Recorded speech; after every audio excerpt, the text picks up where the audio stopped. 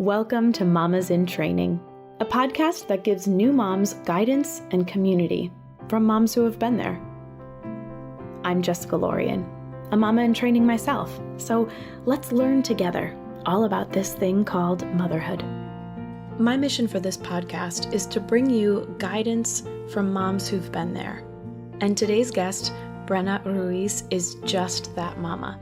She's created a blog and a social media platform called What About Mamas, with the intention to share what she wished she had known, from the physical and mental states that a woman may experience to the products that she wished she had purchased. Today, Brenna shares specific tips for what to expect and how to best prepare yourself to have the most healing postpartum experience. Make sure to click on her link in the show notes to grab her postpartum guide, and stay tuned till the end because she shares some exciting news at the end of this episode. I'm Brenna Ruiz. I'm a first-time mom. I'm based out of Minneapolis, Minnesota. So 9 months ago, after having my son, he's almost actually 1 year old. After having my son, I just felt super lost and overwhelmed and confused. I was struggling physically and mentally. And that's when I started my blog and website. It's called whataboutmamas.com. I'm sharing personal reflections about motherhood so that other new moms feel validated with what they're going through. Because for me, when I was looking around on Instagram, you see a lot of these like snapback pictures, and you do a lot of comparing between all these people who present their highlight reel of motherhood, and you're like, that is not how I feel. Am I not a good mom? Or, was I not cut out for this? And so I'm sharing with the hopes, I'm just trying to share some reality with the hopes that other women don't feel so alone in their journey to motherhood. And I am interviewing women's health and wellness experts as well on certain topics that I wanted to cover with some expertise, because I'm not going to bullshit to you about sex after childbirth, because, I'm not just going to make stuff like that up. Yeah, well, today I really wanted to focus on the mental and the physical preparation that we can do before even reaching that postpartum stage. And I just want to put a little caveat out there. Brenna is not offering medical advice. This is just from her experience. Yeah, exactly. And I mean, that's just it. If you need professional medical advice, you know where to go. You can find a doctor easily. That's one thing that I love about what you're doing in your blog is you have brought professional people on and interviewed them and all of that, but it's more so your raw experience. I feel like I've shared so many of your amazing articles, and I was like, yes, we finally get to talk. So I'm really, really happy to have you here. Well, thank you. I love what you're doing, because I think the education does need to begin before you're even pregnant is amazing. While you're pregnant is good.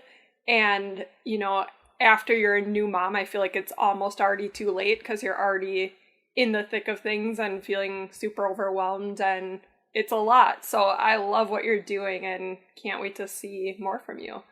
You said after your pregnancy, this is probably, I am assuming, where the title came from. You said you were left saying to yourself, what about me? And then What About Mamas came about. So today I want to talk about the physical and the mental. And these are things, like we've mentioned, that you really need to know before you even if before possibly you can start to thinking about having a baby, but especially before you give birth. Like I said, after I had my son, I literally spent probably 4 months Googling and just searching and trying to find all the information I needed, because it was not in one spot where I could find it. So creating that hub of information and validation for women, that's really what I set out to do. So let's dive into the physical first. And you mentioned on here, I love this, after sharing my body for almost a year, I just wanted it back to myself. Gosh, I found that to be a really profound statement. So how did it feel in those first few days, in those first few weeks, in sort of this body that felt a little foreign to you? So I think the key here is this piece of information that I'm going to tell everybody here that a friend of mine told me, but had she not told me this, I think things would have been a lot worse for me. So once again, you go to Instagram and you see these snapback pictures of moms who look like the size 2 they were before they got pregnant, and they're holding a newborn and they look that way now. And that is usually not the case. For some reason, or I'll say some people, you know, they might be working out or they might have a different gene pool than me or whatever else. I will say most women are going to have a lot of bloating and appear to be still like 5 months pregnant. You're still going to have the belly and the loose skin. You're going to be pumped up with liquids and the bloating. And just knowing that going in is going to help a lot with managing your expectations. But even knowing that, I felt super impatient and just really wasn't ready for that to stick around as long as it did, because you know, you have about 6 weeks until you're usually cleared for physical activity, or, you know, starting to return to some of the physical activities that you were doing before. Until then, you're mostly doing, you know, like light walking, maybe some really gentle yoga, things like that. So even when I got to that 6-week mark and I was like, okay, now it's time, you know, now maybe I should just jump back right into my workout and get my body back or whatever. And I think we just need an entire reframing about the concept of getting your body back, because your body is going to change, and that's okay.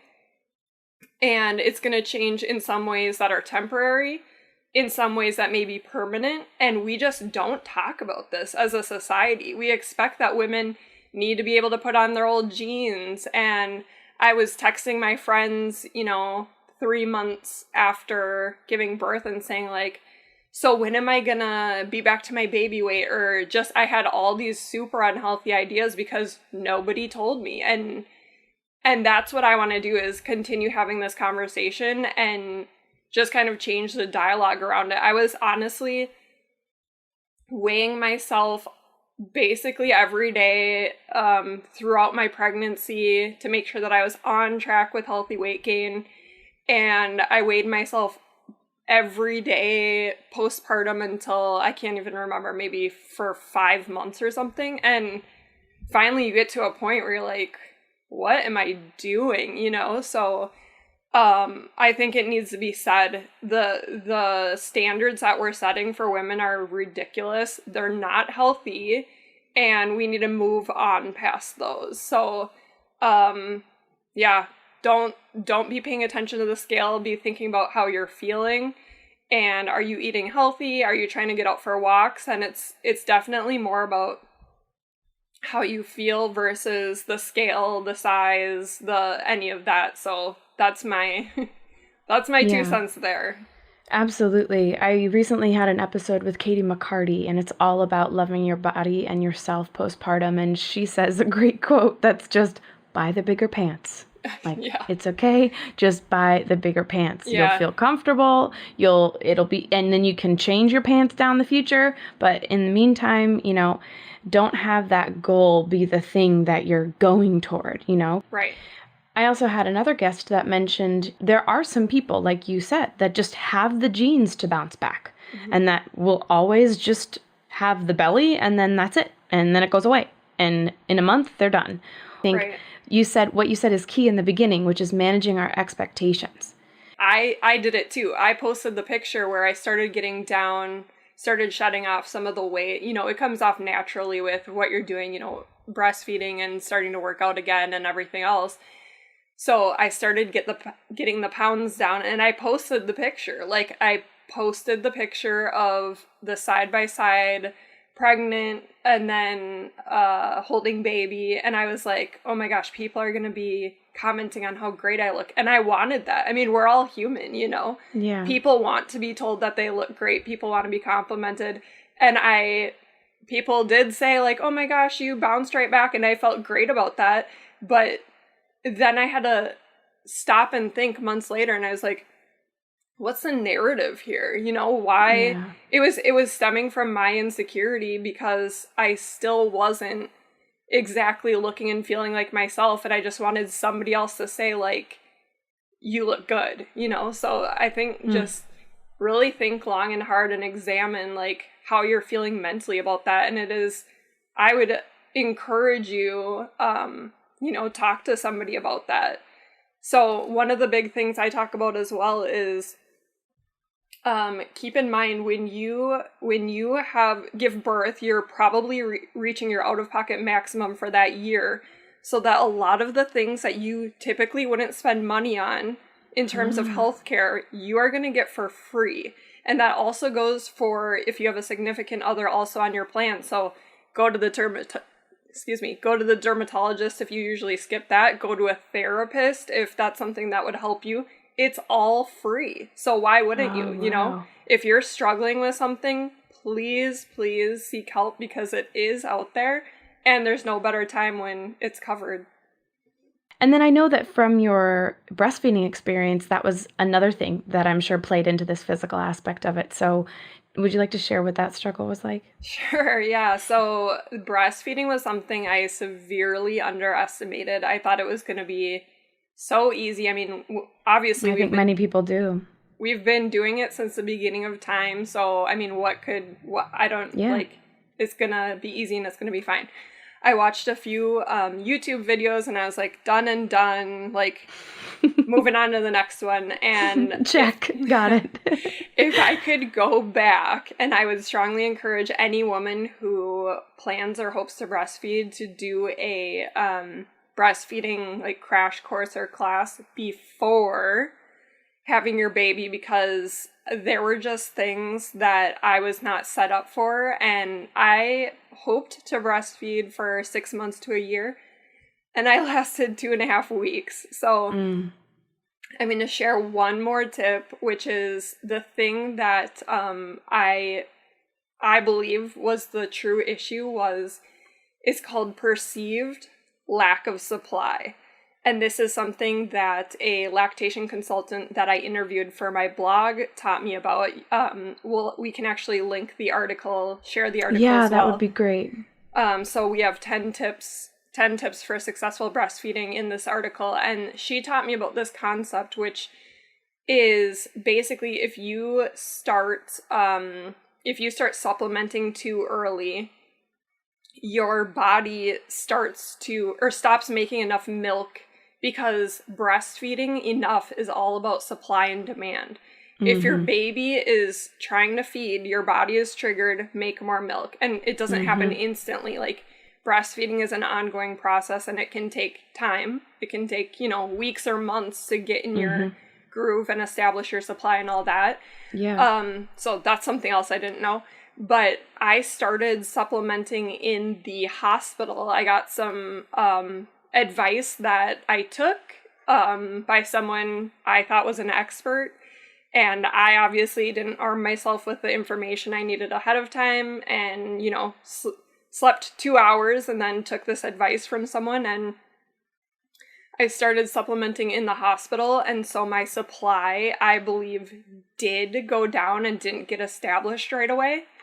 And so perceived lack of supply is when women are pumping and they only see a little bit of milk come out, because pumping is not indicative of how much milk babies are actually eating. Babies are much more efficient at eating than pumps are.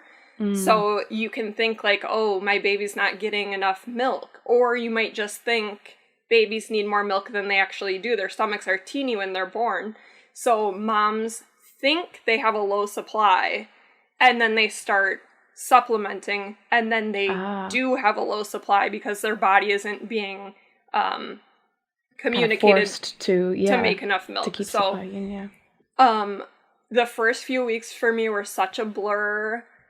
I tried everything, power pumping and, looking up all the foods and drinks and things, and none of that stuff, by the way, it's really about supply and demand. So I even tried a prescription to try to get my supply going and all these things, and I was mentally just broken by 2.5 weeks, and my husband and I just decided, like, I didn't know what else to do, and it wasn't worth it to me to continue because I was pumping like a quarter of the amount that my son would drink in one sitting. So I was triple feeding. I was breastfeeding him, pumping, and then feeding him a bottle every time he fed, every 2 hours. And it was a full-time job, and it just mentally broke me, so I gave up. I mean, so let that be a lesson to you. Try to get as much information as you can ahead of time. I'm a cheap person, so I was like, I'm not paying $100 to learn how to do something that I'm already gonna figure out. But, I mean, it's worth the money. Please. Yeah. Please don't make the same mistake as me if you want to go that route feeding your baby. But I have to say, now that I have accepted, you know, my son has had formula for 11 and a half months, and he's huge and healthy and happy. So there's nothing wrong with formula feeding either. But I will say it took me about 5 months to come to terms with the fact mentally that I could not meet my goal. It is a very emotional decision, and it's something that's very, very tied into your emotions when you plan to feed your child one way and like you can't, and you're like, you just feel like a failure. That's how I felt.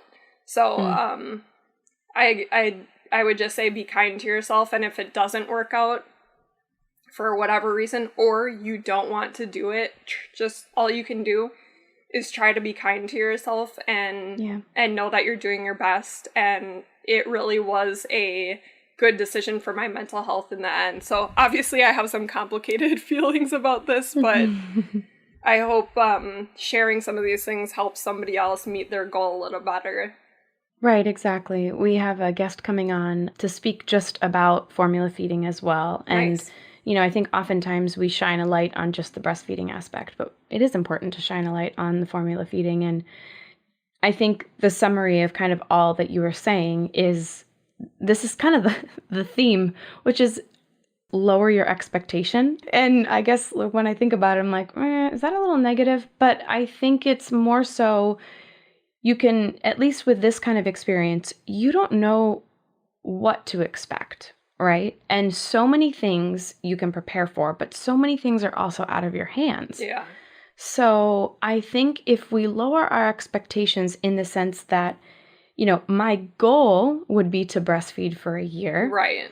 But if that doesn't happen, I've learned that formula is just as powerful and just as successful, so I can go that route. My best friend recently had a baby, and she had this beautiful mindset throughout the whole pregnancy. And she kept on saying, because the baby wasn't flipping. And she kept on saying, you know, I mean, I hope baby flips, but either way, baby's going to come into this world however he or she wants to. Yeah. And then, you know, if it has to be this, okay. If it has to be that, okay. You know, and I think if we could all just kind of put that sort of focus and energy into a little capsule and take that pill, it would kind of take the pressure off. So I want to move a little bit into the mental aspect of this. One thing that you said regarding lowering your expectations is to take the pressure off of the to-do list. Because I've even heard of a lot of moms say like, oh, things are great, I'm feeling good, or I'm tired, but I'm whatever, and the baby's doing good, and pooping and eating and blah, blah, blah, but I can't get all these things done. I have all this list of things I need to do, and I just can't get it done. Well, can you speak to that for a second? How did that feel in that beginning stage? And how can pregnant women or aspiring moms not focus on that to-do list? And then I think that takes some of the mental pressure off. Yeah, I think the challenge here is that the postpartum period can be super boring as well. So sometimes you do want to, I mean, there's just a lot of like, it's such a slow period in a lot of ways that we're not used to slowing down and being in that time and kind of not having a list of things to do. So when we do have that time, we kind of want to fill the space and get things done. And you might see things piling up around the house, and that can be stressful. So I guess I have a few approaches. And the first one is setting up some help, getting getting some help in place, if that's your significant other, family, friends, somebody who can maybe stop by a couple times a week and help you just do some of that stuff that is on your mind, on your to-do list, things that you can see that are bothering you, because your goal and your job right now is only to recover, to bond and care for baby. So that's what your focus really should be on, and slowing down and taking that time to I want to say enjoy, but you don't have to enjoy. Right. What you should be doing is recovering and bonding. So so I would say get that help lined up, ask for help. It can be really hard for women to ask for help and moms to ask for help. We're used to doing things and getting things done, but I think that's really important. And then the other thing is, if there are things, I'm a list maker, so if there are things that I feel like I'm going to forget or I really need to get done, make the list. And if you really, you know, you're bored, you want to do something, you're just itching, then pick one thing a day or one thing a week. And so that you can feel like you are making kind of progress and getting things done, but it's not the whole to-do list. I'm going to tell you that right now, okay? Yeah. Like, just, you need to let go of the spankin' clean home, the every single meal is a fresh cooked meal. There are just some things right now that you need to put on pause, and you're going to start picking them back up as this goes along. But again, sticking to the priorities during those early postpartum days and weeks is going to be really important. I think the key too that you said was you don't have to enjoy it. You kind of corrected yourself and said, oh, and enjoy it. Well, you don't have to enjoy it. That's so key too for women to hear when talking about this mental aspect of the postpartum life is you might not enjoy it. And that's okay. And that's okay to admit. And you know, I've also heard the tips around trying to get back to a little bit of yourself. So whatever that is during that postpartum time, whether it's trying to read a little bit of a book or watch something that, gives you joy, or asking for that help to make something for you that you really enjoy to eat. And you know what? I want to say that too. A lot of people do not like the newborn stage. There, I said it. I mean, why don't we talk about that? It's hard. You're going to be sleep deprived. You're not going to feel like yourself. You know, your hormones are totally unbalanced. I don't want to scare people like this is not a good idea or something, but I don't think there's enough honesty. Managing those expectations. Yeah, yep. Exactly. That's what we're doing. It's out of all the negative sounding things I say about this is still the best decision I've ever made. And I wouldn't trade my son for the world, but it is hard and it is messy, and I think getting time alone every day is huge. Like you said, to get a little bit of yourself back, because pregnancy is all about giving, childbirth is all about giving, and postpartum is all about giving yourself. And sometimes you're literally like, what about me? Exactly. So don't forget, you are still the same woman. All the things you loved and enjoyed, all the things that filled your cup and you needed before you had a baby, you still need those things now. So you desperately need to carve some time into the day back in for yourself. So getting that significant other involved and saying, I'm out, I'm going to go take a bath, don't talk to me for, 20 minutes or whatever it is. Be sure you're carving out that time. And a baby's cry is triggering for moms. There's no other way to say it. It's triggering. So if you have to put on headphones and let your baby cry safely wherever they are in their crib or bassinet, that's what you got to do. That's man. You keep on saying so many of these vulnerable things that I think people get nervous to say, and I think that's the whole point of having our conversation today. And you continue to share, like you said, on your blog and through social media, What About Mamas, resources for moms and women like myself who are trying to just understand what to expect and manage those expectations. in one of the articles that you had written, I'll also tag it in the show notes, but you talk about the perinatal mental health problems, and you had an interview with a guest, and that article was so informative and really breaks down what to expect, breaks down the symptoms. Yep, exactly. I think one of the two big things, one, it can be hard to know when something is wrong. It's hard to identify, right? So again, it goes back to that preparing ahead of time, reading what you can, about the perinatal mental health disorders so that you can understand the warning signs. Asking friends and family to read these things too. They're part of this with you. So having your significant other understand what is baseline for you, and then obviously knowing you're going to go through a life-changing experience that's going to be very stressful. There are going to be a lot of new factors at play, but there's going to be a point when that person can also step in, that person or a family or a close friend, and say, this doesn't seem like you. Having them check in proactively is going to be really helpful, and not just like, how are you? Like, be real with them. So understanding ahead of time, having people check in with you proactively, and having that network, and just knowing, like you're saying, there's totally no shame in getting help. You deserve to feel good. You deserve to feel well. And there is help. That's the thing. There is help.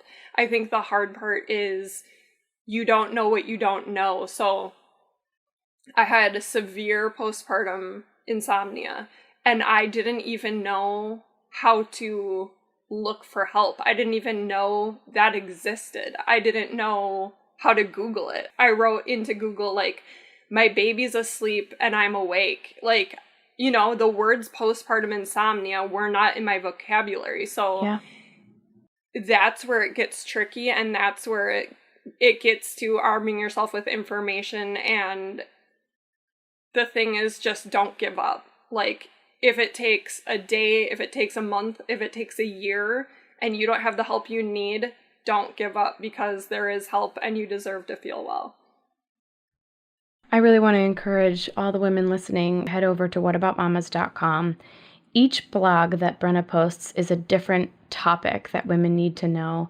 And I think it's even important because some of these topics that you talk about can be applied even when your children are older. And you might be even feeling like, for example, I spoke with one mom who didn't even know that she goes through a whole nother phase of emotions when she stops breastfeeding. Mm-hmm. So, she's been breastfeeding for a year and a half.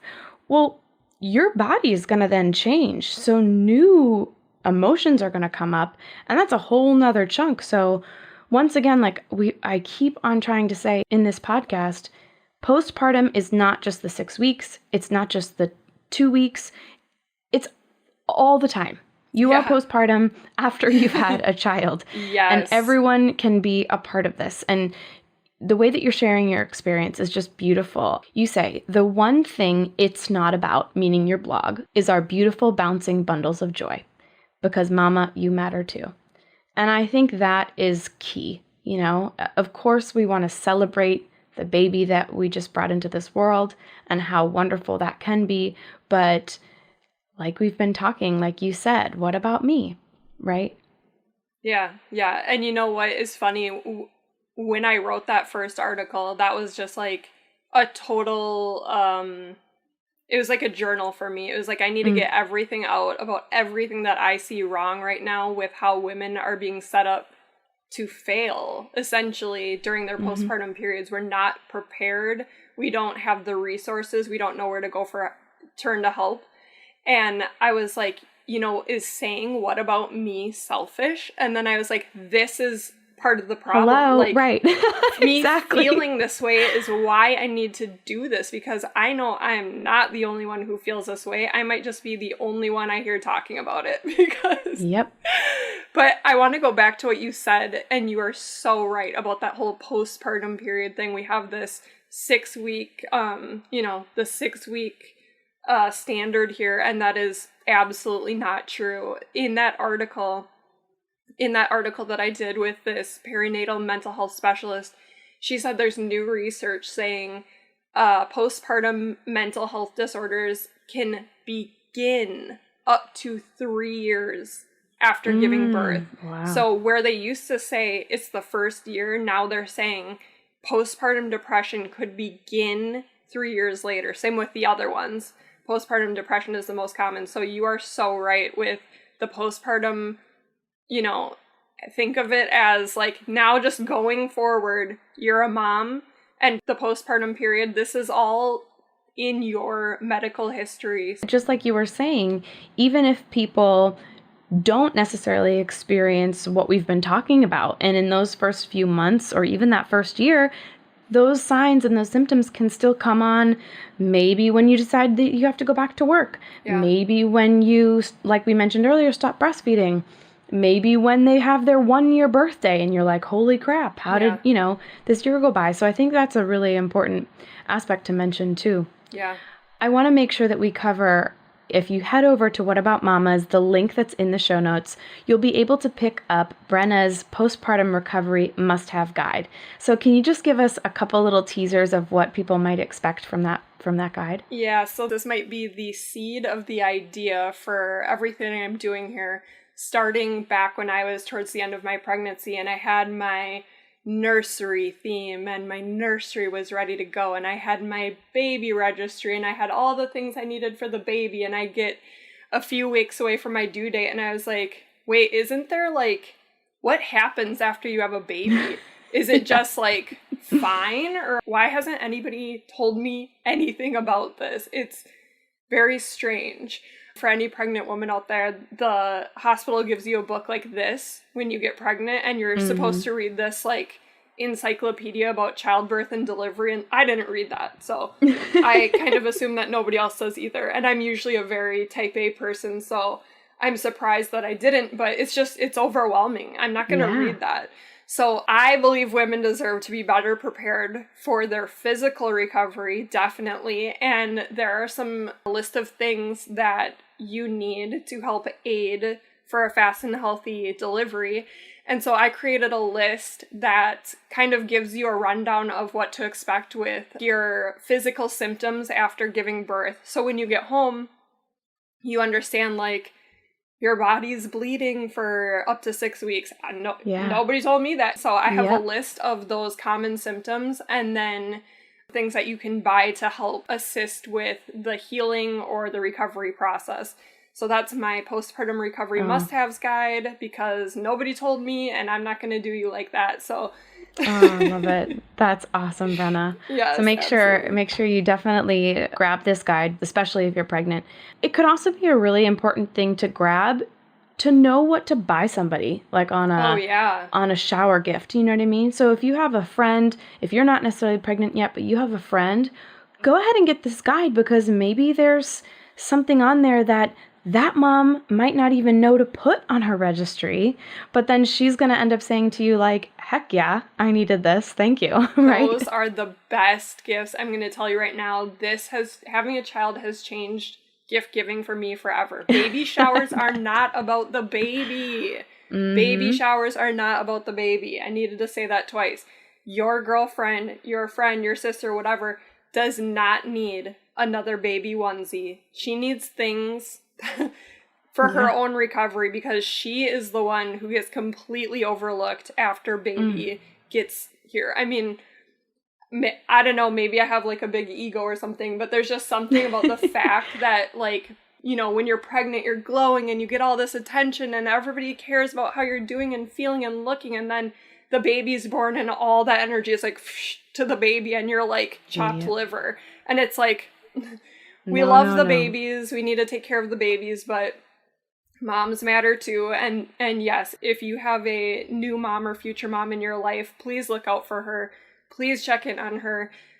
Bring her a meal, you know, ask her what she needs. And yeah, if you're in a gift-giving situation, put together a little postpartum recovery goodie bag, because that's what she really needs. She does not need another one. These are the type of conversations I want to have. So I'm so grateful that you're doing the work that you're doing and we were able to collaborate this way, because What About Mamas? It's it's time that we focus a little bit more on the moms. I want to leave with one last plug. I'm going to share a surprise. I'm unveiling a surprise. Oh my gosh, I'm so honored. So beyond the website, beyond my social media and the ways that I'm already supporting women, I really believed that there was this huge knowledge gap, like I said, about what to expect with the postpartum period. And that encyclopedia that you get from the clinic, that wasn't doing it for me. Scouring through YouTube videos and Google, that wasn't doing it for me. So what I'm creating right now is a self-paced video course, and it's going to be all the information, all this information that I've spent a year interviewing these women's health and wellness experts, along with my own, my own experiences as a mom, and information and information from hundreds of moms around the country who I've talked to. All this information is out there. It just needs to be formatted in a better way. It needs to be digestible. It needs to be helpful, and there needs to be no fluff. So that is what I'm working on now. It's going to be available, I would say, the end of the summer. So this is 2021. It should be ready by the end of this summer, and basically, it's what I needed, that it took me a year to figure all this stuff out. So I just think women deserve better, and I'm creating the course I wish I had. So keep your eyes peeled for that as well. Absolutely. That's so exciting. And I think that's it, because so many people I've run into that join our Facebook group and stuff say, like, I'm pregnant and I'm just wondering, like, what now? And they're kind of searching, doing the Google search and getting all of this random information shot at them from all these different angles. But where do you start? What do you do? You know? So that's really exciting, Brenna. And I'm so looking forward to hearing how that goes. And we'll have to recycle for sure the episode too, so that people get a chance to hear it when this is all coming out. I'm just so grateful for your time and for your vulnerability in saying things that people might not necessarily expect, or that people might not necessarily say themselves. And we need more people like you in the world. So thank you for sharing I'm an that. open book. So, I mean, if one less person has to go through some of the ridiculous things I've gone through, I will tell you about it, so you know how to get help, or so you can say, oh yeah, that's what that woman was talking about on that podcast I listened to, and then you know how to get the help you need. Like, I'm here for you. And definitely head over to Instagram. I'm at What About Mamas. The website is whataboutmamas.com, Pinterest, all the places, Facebook. Definitely DM me and say hi. Brenna, thank you so much. Thanks for having me, Jessica. If you enjoyed the show today, be sure to subscribe so you don't miss an episode. And leave a review on Apple Podcasts so I know how to better serve you. I'd also love for you to join our community of Mamas in Training on Facebook. You can find me at Mamas in Training on Instagram and at mamasintraining.com. For Mamas in Training, I'm Jessica Lorien. We're in this together.